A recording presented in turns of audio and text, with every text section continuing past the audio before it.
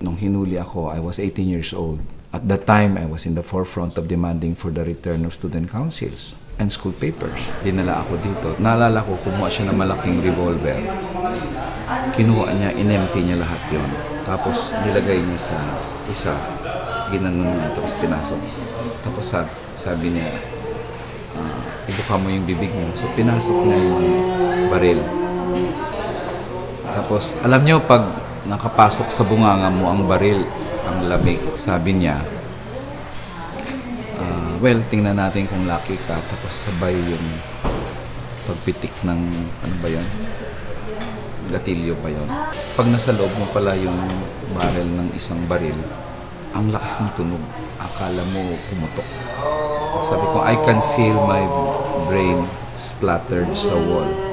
Inulit niya, one more time, sabi niya. Mabuti naman, hindi tumama doon, sabi niya, you're very lucky. Katuwaan na lang talaga ang torture noon. At katuwaan yung, halimbawa, napatay ako noon, nabaril ako. Katuwaan na rin lang siguro yun. Kasi kung tumayong yung bala na sa chamber, sabihin niya lang, inagaw yung baril niya. Yan ang impunity ng martial law. Isang gobyerno na hindi natatakot na ma-hold to account sila sa krimen na ginagawa nila.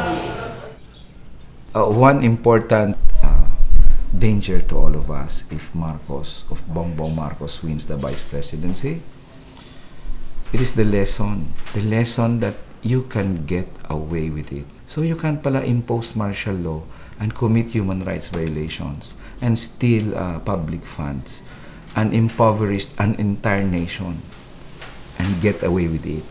And your son becomes president or vice president someday. Hindi magandang leksyon yan para sa ating mga kabataan.